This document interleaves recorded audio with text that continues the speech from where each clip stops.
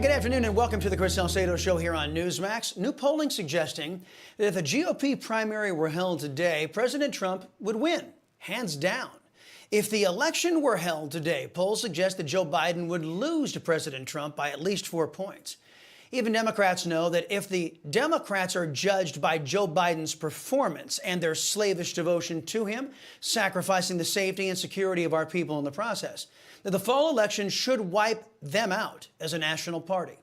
Americans are tired of betrayal. That's our focus in tonight's preamble. Let's begin with Circleback Psaki, Joe Biden's old brain. In fulfillment of the incestuous cycle that sees left-wing politicos going from media into government and then back again, the woman who once served Barack Obama in the Biden White House appeared on her new home, where left-wing bias is king. NBC News. Jen saying the quiet part out loud. Yeah, look, I think that Democrats, if the election is about who is the most extreme, as we saw, Kevin McCarthy touch on there with Marjorie Taylor Greene, I'll say her name, sitting over his left side, then they're going to win. If it is a referendum on the president, they will lose, and they know that. If the election is a referendum on the incompetent, America Last and calamitous policies put forth by the Biden regime and supported and trumpeted by nearly every Democrat politician, then the election will be a massive loss for the party of left-wing extremists. It's not like the GOP, though, has distinguished itself as an alternative. Under the leadership of the Surrender Caucus, like Mitt Romney, John Cornyn, Liz Cheney, Adam Kinzinger, Mitch McConnell, and Kevin McCarthy, the GOP has grabbed their popcorn and sat back and watched as the Democrats have plunged our nation and our people into despair. Some of these so-called Republicans have gone even farther, like Mitch and Liz, declaring war on we conservatives and siding with extremist Democrats to wage that war. As we've been reporting, the Democrats are backing a lily-white racist in Arizona. In 2021, Katie Hobbs was found guilty of discrimination in her official capacity. The jury verdict awarded nearly $3 million to one of Hobbs' former staffers, a black staffer, who alleged race and sex discrimination. The verdict was Arizona's second largest civil verdict last year. So here's Liz Cheney, pledging that she will campaign for a woman who has been found to be a racist by the courts, all in an effort to defeat a conservative. I'm going to do everything I can to make sure that Kari Lake is not elected.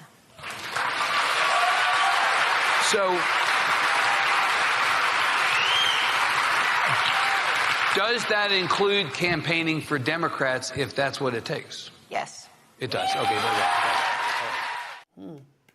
Okay, so as you can see, it hasn't been the GOP. They haven't been a beacon of hope or a viable alternative to the harm being generated by Democrats.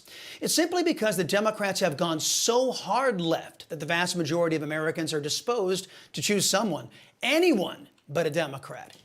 An examination of the record will tell you why the Democrats deserve to be stripped of power for generations to come. Absent American leadership, the world's despots and dictators are running amok.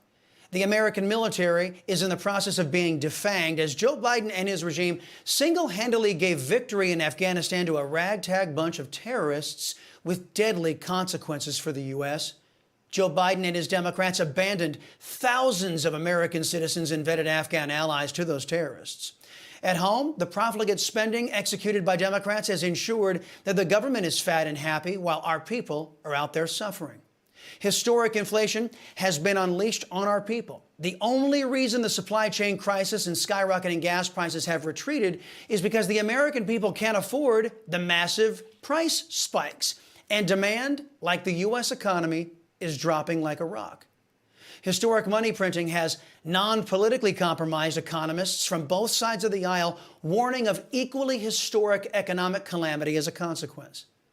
The defining example of all of this, the fact that American mothers can't and couldn't find baby formula for their children while the Biden regime made sure that illegal aliens had plenty.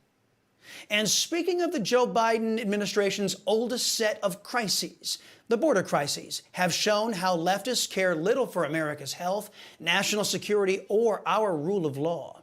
As you all know, the governors of Texas and Florida have been busy doing in the light of day what Joe Biden and the Democrats have been doing under the cover of darkness, redistributing illegal aliens across America. But the GOP governors are instead shipping illegal aliens to sanctuary municipalities that claim their support for illegal immigration. That has drawn an angry rebuke from a left-wing apologist who splits her time between two venues with equal heft in journalism, CNN and The View. However, this talk of a lawsuit really, to me, sounds like election year political theater. Look, what the governor did was offer transportation for migrants who were homeless and needed refuge. He's trying to bring attention to the crisis on the border, and he's trying to do it through a political stunt by sending these to blue states, blue cities. Let's call it what it is. It is a political stunt. And please don't use your Hispanic last name to come on here and try to, justify this. Okay, shame on you, Abraham Enriquez. How dare you use your Latino name to defend the rule of law and decry illegal immigration? According to CNN and the leftist Latino there, Ana Navarro, the only legitimate Latino is one who would work to destroy the stability of our constitutional republic and the laws that have made us the envy of the world. But I, as your liberty-loving Latino, can assure you just because you're a Latino doesn't mean you're a leftist. And just because you have a Hispanic surname doesn't mean you support illegal immigration. In short, Latino isn't synonymous with leftist. America is in chaos. We are in a recession that threatens to deepen. Our streets are crime-ridden, as is our southern border. And as Italy's latest elections show, the world can no longer look to America to be that shining city on a hill. Some may say that the Democrats being in power has nothing to do with any of that.